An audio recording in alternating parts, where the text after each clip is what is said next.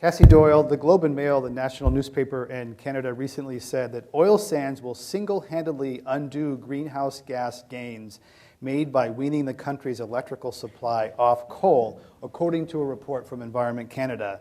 It cited that carbon pollution will triple from 2005 to 2020, and by 2020, oil sands carbon footprint will be more than the entire province of Quebec. Again, this is according to an Environment Canada study. So Canada's moving towards clean energy in some ways. The price on carbon in Alberta and British Columbia, moving away from coal, and yet your own environment ministry says that the oil sands will negate all of those benefits. Yeah, I'm not sure about those projections exactly, but a couple of things that I think are really important. One of them is that there has been significant improvements in the carbon intensity per barrel in the oil sands.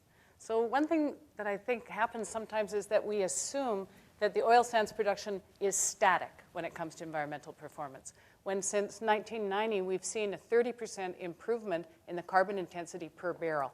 And we're going to see continued improvements on that front, given the amount of investment that's going into technological studies to improve the energy inputs into producing a barrel of oil.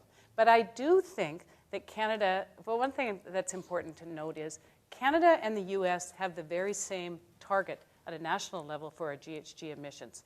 That was the target inscribed in Copenhagen of a 17% below 2005 in 2020.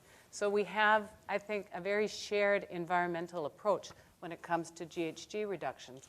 And we are very proud of the fact that just last week, we started the legal process to ensure the phase out of all coal-fired electricity in Canada.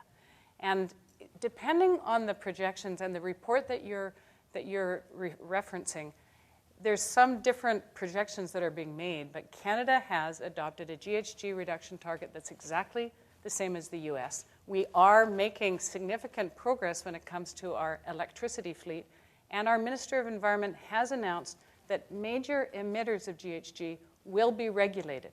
You know, we have been looking to align with the national approach in the United States when it comes to GHG reductions, and that still, I think, is the interest of the Government of Canada. But our Minister of Environment has announced that there will be regulations on GHG emissions, and that will include the major emitters in the oil sands.